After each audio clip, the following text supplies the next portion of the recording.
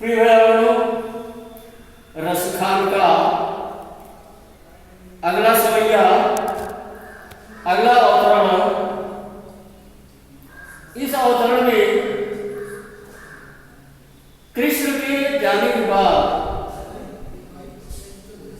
गोपियों की जो उनके प्रति प्रेम भावना है वह व्यक्त हुआ है। गोपियां कहती हैं कि जातन ते वह नंद को छोहरा, यावन ढेर चराय गयो है, मोहिनी ताननी बोधन गावत बेर बजाय रिझाय गयो है, वादिन सौ कछु तो न सुकै, रस खान ये न समाय गयो है, को न काहु की कानी करे, शिवरो ब्रज बीज बिकाय गयो है।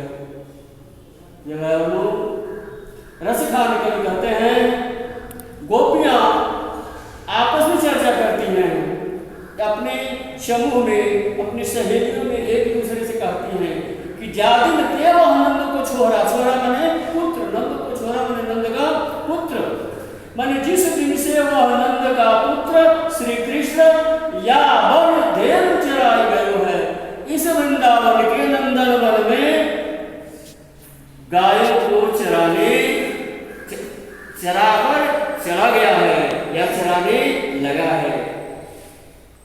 गोपी कहती है कि हे सखी, जिस दिन से वह नंद पुत्र श्री कृष्ण वृंदावन के नंदनवन में गायों को चराकर चला गया है और मोहिनी ताननी बोधन गावत अपनी बंसी की मनमोहक धुन से गोधन धुन सुनाकर, गोधन धुन ब्रज में जो गाय चराने वाले बालक थे उनके द्वारा गाया जाने वाला एक विशेष धुन जिसको गोधन कहा जाता था, तो अपनी बांसुरी से गोधन की धुन गाकर और हमें आकर्षित कर दिया है, रिझाए गयो है, हमें अपनी ओर आकर्षित कर लिया है, खींच लिया है। हे सखी, अपने बांसुरी से गोधन की धुन गाकर और उसने हमको अपनी आप आकर्षित कर लिया है, खींच लिया है। वादिन सौ कछु तो न सुकै, रस खान ये समाय गयो है। यहाँ रस खान का अर्थ रस की खान अर्थात श्री कृष्ण। हे सखी, उस दिन से मानो उसने हमारे ऊपर कुछ जादू टोना सा करके और हमारे हृदय के अंदर वह प्रवेश कर गया, हृदय में समा गया है, हृदय में प्रवेश कर गया है। उस कृष्ण उसकी वाणी और उसकी बांसुरी का ऐसा प्रभाव कि कोई काम करी, कोई किसी से लज्जा नहीं कर रहा है, किसी का लिहाज नहीं कर रहा है, शिवरों पर वीर बिकाय गयो है। मालूम पड़ता है कि सभी ब्रजवासी, सभी ब्रज के लोग उस वीर अर्थात श्री कृष्ण के हाथों बिक गए हैं। फिर देखेंगे गोपी कहती है कि किस दिन से वह नंद का पुत्र श्री कृष्ण वृंदावन के नंदनवन में अपनी भेड़ों की गाय को चराने लगा है, मोहिनी अर्थात मन को मुग्ध करने वाली बांसुरी से गोधन की धुन बजाकर और हमारे हृदय को अपनी ओर आकर्षित कर लिया है, खींच लिया है। हे सखी, वह रस के खान अर्थात श्री कृष्ण ऐसा मालूम पड़ता है कि हमारे ऊपर कोई जादू टोना कर दिया है और जादू टोना करके हमारे हृदय में प्रवेश कर गया है, हमारे हृदय में आकर वह बैठ गया है। उसका यह प्रभाव हो गया है, उसके बांसुरी का, उसकी लीलाओं का ऐसा असर हो गया है, प्रभाव हो गया है। इस ब्रज में कोई किसी से लज्जा नहीं कर रहा है, अर्थात श्री कृष्ण के प्रति अपने प्रेम को प्रकट करने में कोई किसी से लज्जा नहीं कर रहा है, कोई किसी का लिहाज नहीं कर रहा है। ऐसा मालूम पड़ता है कि जैसे सभी ब्रजवासी उस सामने श्री कृष्ण के हाथों बिक गए हैं, अर्थात उसके प्रेम में मगन हो गए हैं।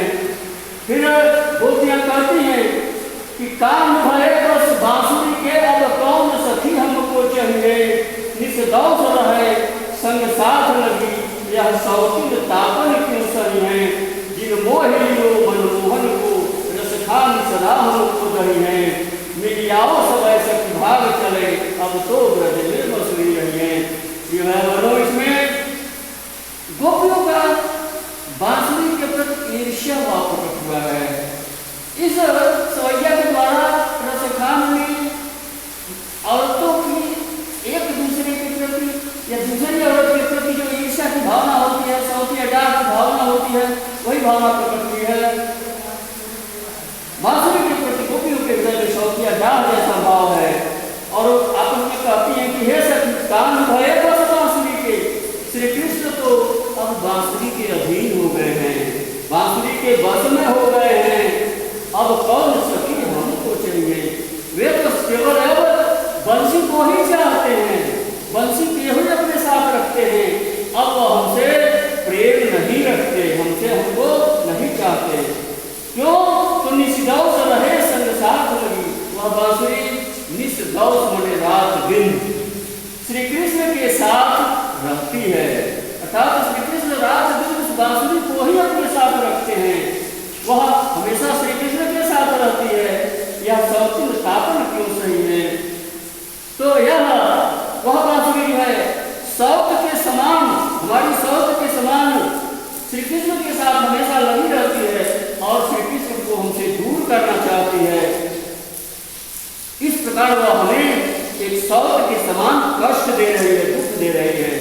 जिन्हें मोहियो मनमोहन को रसखानी सदा हमको दे। रसखानी को कहते हैं, गोपियां कहती हैं कि उस बांसुरी ने उस श्री कृष्ण उस रस की खान, आनंद की खान, आनंद के भंडार श्री कृष्ण को के मन को मोह लिया है, उसे अपने बस में कर लिया है। किस लिए किया है? हमको करेंगे, हमको जलाने के लिए, हमको कष्ट देने के लिए, दुख देने के लिए उसने श्री कृष्ण को अपने बस में कर लिया है। मिलियाओ सबय सखी भारी चले, अब तो ब्रज में बस भी नहीं है।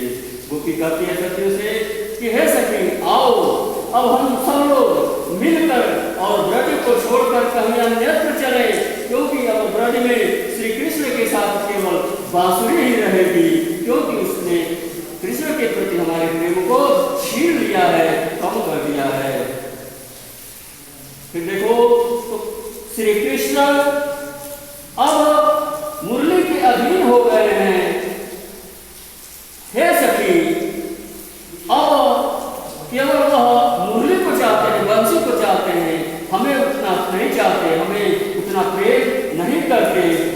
यह बांसुरी रात दिन श्री कृष्ण के साथ लगी रहती है, श्री कृष्ण को अपने बस में रखती है। इस प्रकार वह हमारी सौत के समान हमें कष्ट देती है, पीड़ा देती है, दर्द देती है। उस बांसुरी ने उस रस की खान अर्थात मनो को मोहने वाले हमारे श्री कृष्ण को हमसे छीन लिया है। अर्थात उस बांसुरी ने श्री कृष्ण के मन को अपनी ओर मोह लिया है, आकर्षित कर लिया है, खींच कर लिया है, या उनको अपने बस में कर लिया है और हमें वह निरंतर कष्ट दे रही है, पीड़ा दे रही है। हे सखियों अब हम सब मिलकर इस ब्रज को छोड़कर कहीं अन्यत्र चले, क्योंकि अब ब्रज में तो श्री कृष्ण के साथ केवल बांसुरी ही रहेगी, अर्थात हमारे लिए कोई स्थान नहीं। उनके हृदय में हमारा प्रेम बांसुरी के कारण कम हो रहा है। अर्थात श्री कृष्ण से हमको जितना प्रेम, जितना स्नेह मिलना चाहिए, उतना हमको प्राप्त नहीं हो रहा है और ये बांसुरी के कारण हो रहा है। इसलिए हम लोग ब्रज को छोड़कर कहीं अन्यत्र चले। इस प्रकार का भाव इसने प्रकट किया।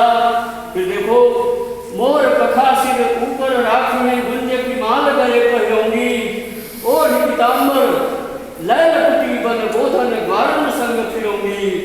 भाव तो मोही मेरो रस खानी सो, तेरे कहे सब सांग करूंगी। या मुरली मुर दिनधर की अधरान धरी अधरान धरूंगी। कृष्ण ब्रज छोड़कर मथुरा चले गए। वह गोपियों के साथ जो क्रीड़ा करते थे, रासलीला करते थे, अनेक प्रकार की रास रचाते थे, गोपियां उसका स्वांग करती हैं, ये अपने में ही स्वांग करती हैं और स्वांग को करके संतुष्ट होती हैं। अर्थात उसी में कृष्ण का रूप धारण करती है गोपी। श्री कृष्ण के स्वरूप को धारण करके जैसा जैसा वो क्रियाकलाप स्वांग करते थे, आचरण करते थे, वैसा करती है। ऐसा करके वह आपस में संतुष्ट होती है। अब गोपी जो है कह रही है कि हम सब कुछ तो करेंगे, लेकिन उस 100 रूपी मुरली को अपने होठों पर धारण नहीं करेंगे जिसे श्री कृष्ण अपने होठों पर धारण करते थे। वो कह रहे हैं मोर पखा सिर ऊपर राखियो हे सखी। श्री कृष्ण मोर के पंख का मुकुट अपने सिर पर धारण करते थे, मैं भी मोर के पंख का मुकुट अपने सिर पर धारण करूंगी। गुंज की माला गले पहनूंगी। गुंजा की माला, गुंजा वन का एक फल है जिसकी माला बनाकर आभूषण के रूप में गोपियां धारण करती थी, कृष्ण धारण करते थे। तो गुंज की माला गले पहनूंगी। गुंज की माला, जो गुंजा की माला जो श्री कृष्ण धारण करते थे, वह भी मैं धारण करूंगी। और पीताम्बर लैल कुटी, श्री कृष्ण का पीताम्बर भी मैं ओढ़ूंगी, धारण करूंगी। लैल कुटी, अपने हाथ में वह लकड़ी, वह लाठी, वह डंडा या वह लकड़ी भी मैं ले लूंगी जिसको लेकर श्री कृष्ण गायों को चराने जाते थे।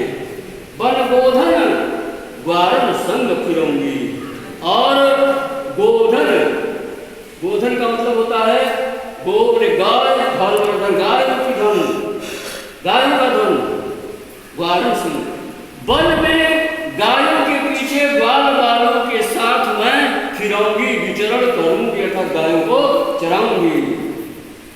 भाव तो वो ही मेरा रसखान, रसखान को कहते हैं कि गोपी कहती है कि रसखानी अर्थात आनंद के भंडार श्री कृष्ण को जो चीजें अच्छी लगती थी सो तेरे कहा सब स्वांग करूंगी। हे सखियों, तुम्हारे कहने पर मैं वह स्वांग करूंगी, वह रूप धारण करूंगी, वह लीला करूंगी। लेकिन या मुरली मुरलीधर की अधरान भरी अधरान भरूंगी। वह मुरली जिसे मुरलीधर अर्थात श्री कृष्ण अपने होठों पर धारण करते थे, उस सौत मुरली को, बंसी को अधरान धरूंगी, मैं अपने होठों पर धारण नहीं करूंगी। ये देखेंगे गोपी कहती है कि हे सखियों, मोर के पंख का मुकुट मैं सिर पर धारण कर लूंगी। गुंजा की माला को अपने गले में पहन लूंगी। पीताम्बर ओढ़कर हाथ में लाठी लेकर वन में गायों के पीछे ग्वाल बालों के साथ गायों को चरा लूंगी, घूम लूंगी, विचरण कर लूंगी। उस रस की खाना अर्थात श्री कृष्ण को जो चीजें अच्छी लगती थी, अर्थात जो वह कार्य करते थे, जो धारण करते थे, सो तेरे कहे सब स्वांग करूंगी। तुम्हारे कहने पर वह सारा स्वांग मैं कर लूंगी, सारा रूप बना लूंगी। लेकिन वाह मुरली मुरलीधर की, श्री कृष्ण की उस मुरली को जिसे वे होठों पर हमेशा धारण किए रहते थे, उस 100 मुरली को मैं अपने होठों पर कभी भी धारण नहीं करूंगी। इस प्रकार रसखान ने मुरली के प्रति गोपियों की ईर्ष्या भावना को इन 2 सोयाओं में व्यक्त किया है, बताया है। इस प्रकार नारी सुलभ सौतिया डाल का जो भाव होता है उसका विवेचन रसखान ने किया है। प्रिय भैया, इन 3 सोया छंदों में श्रृंगार रस है, सवैया छंद है, अनुप्रास रूपक अतिशयोक्ति और उत्प्रेक्षा अलंकार का प्रयोग इसमें हुआ है, ब्रज भाषा है, मुक्तक छंद है और माधुर्य गुण की अभिव्यक्ति हुई है। ये भाइयों, इन छंदों को, इन अवतरणों को पढ़कर, इस व्याख्यान से समझकर, अभ्यास पुस्तिका में लिखकर इसका अभ्यास करेंगे और इसे तैयार करेंगे।